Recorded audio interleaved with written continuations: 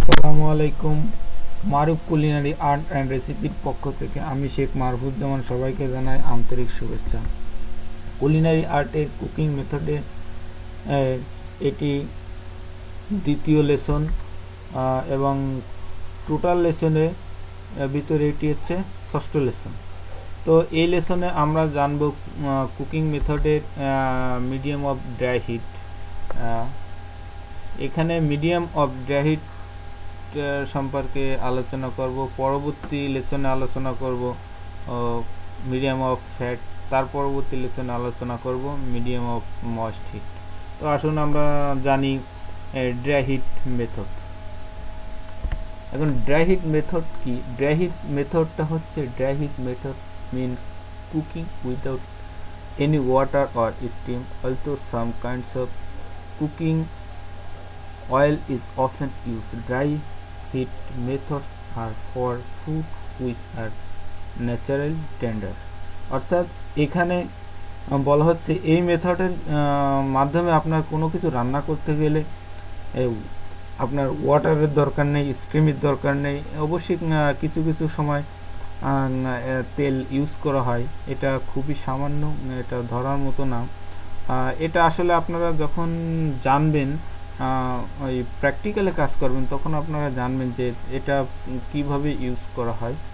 এটা সাধারণত আপনি যখন মনে করেন কেক তৈরি করতে যাচ্ছেন বা বান তৈরি করতে যাচ্ছেন, সামান্য অয়েল ব্রাশ করতে হয়, এইটাই সাধারণত ইউজ করা হয়। তাই এটা ড্রাই হিটটা হচ্ছে সম্পূর্ণ বেকারি অ্যান্ড পেস্ট্রি সেকশনের কাজ। আপনি যখন একটা বড় পরিসরে কোনো কোম্পানিতে বা কোনো হোটেলে কাজ করছেন, তখন দেখবেন যে আপনার বেকারি অ্যান্ড পেস্ট্রি নামে একটা সেকশন আছে। এই সেকশনে সাধারণত এই ড্রাই হিটের কাজগুলো করা হয়। এখানে যে যাবতীয় যে ফুড তৈরি করা হয় সবই সাধারণত ড্রাই হিটের মাধ্যমেই করা হয়। এবং এটা এখানে বলা হয়েছে যে ফুড ন্যাচারালি টেন্ডার, এবং এই যে ফুডগুলো খুবই সফট, খুবই টেন্ডার হয়। যেমন আপনি বেকিংয়ের মাধ্যমে কি তৈরি করবেন, যে বেকিংয়ের মাধ্যমে আপনি কেক তৈরি করবেন এবং এই কেকটা খুবই সফট। আপনি বান তৈরি করবেন, খুবই সফট। ব্রেড তৈরি করবেন, সফট। এটা ন্যাচারালিভাবেই খুবই সফট এবং টেন্ডার হবে। তো এই ড্রাই হিটকে আমরা দুই ভাগে ভাগ করছি, একটা হচ্ছে বেকিং আর একটা হচ্ছে ব্রয়লিং। তা আসুন আমরা জানি বেকিংটা কি, এবং এই বেকিংয়ের মাধ্যমে আপনারা কি খাবার প্রস্তুত করবেন। কারণ বেকিংটা হচ্ছে, এটা হচ্ছে ফুড আইটেম আর কুক বাই ড্রাই হিট। এটা সাধারণত ড্রাই হিটের মাধ্যমেই করা হয়। এখানে আপনি কি তৈরি করবেন, এখানে কেক তৈরি করা যায়, বান তৈরি করা যায়, পুডিং তৈরি করা যায়। আপনার যেমন পিজার ডোটা কিন্তু আপনার বেকিংয়ের মাধ্যমে করতে হয়। আপনি লাজানিয়া করবেন, লাজানিয়াটাও কিন্তু বেকিংয়ের মাধ্যমে করতে হয়।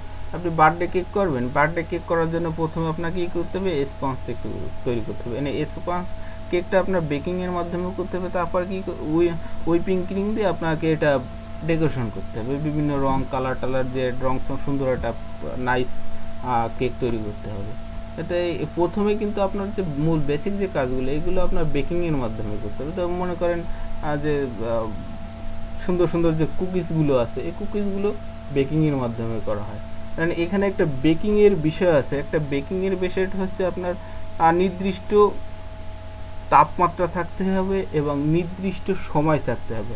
মনে করেন আপনি ওভেনে কেক তৈরি করতে যাচ্ছেন, এখন এই কেক তৈরি করতে গেলে আপনাকে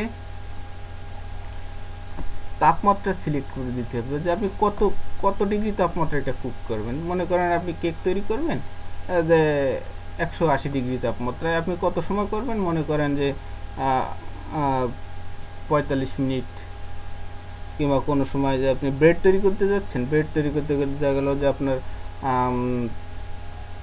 25 মিনিট লাগতেছে। এরকম আপনাকে তাপমাত্রা এবং সময় এটা আপনার রেসিপি অনুসারে এটা ফিক্সড করে দিতে হবে, তখন আপনি পারফেক্টলি এটা পাবেন। কারণ এখানে আপনার তাপমাত্রা কমবেও না, বাড়বেও না, হয়তো সামান্য পরিমাণ ওঠানো, কিন্তু ওটা ধরার ভিতর না। মানে আপনি যেটা সেট করে দিবেন ওইটাই থাকবে এটা। তারপর আসেন বয়েলিং। বয়েলিংটা হচ্ছে আপনার, এটা একটা ড্রাই হিট এর ড্রাই হিট মেথড।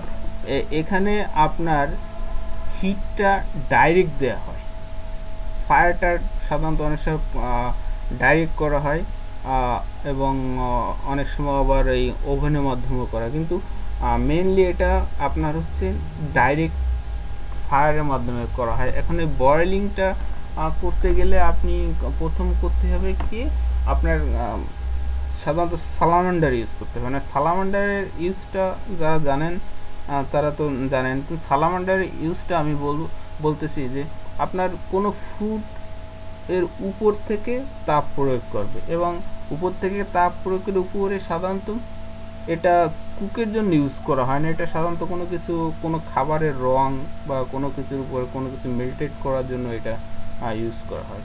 মনে করেন চিলি ফ্রাইস তৈরি করবেন, মানে চিলি ফ্রাইস তৈরি করতে গেলে আপনার ফ্রেঞ্চ ফ্রাই এবং সিলিকন কানি তার উপরে চিজ দিয়ে আপনার এটা মেল্টেড করতে হবে। আপনি মনে করেন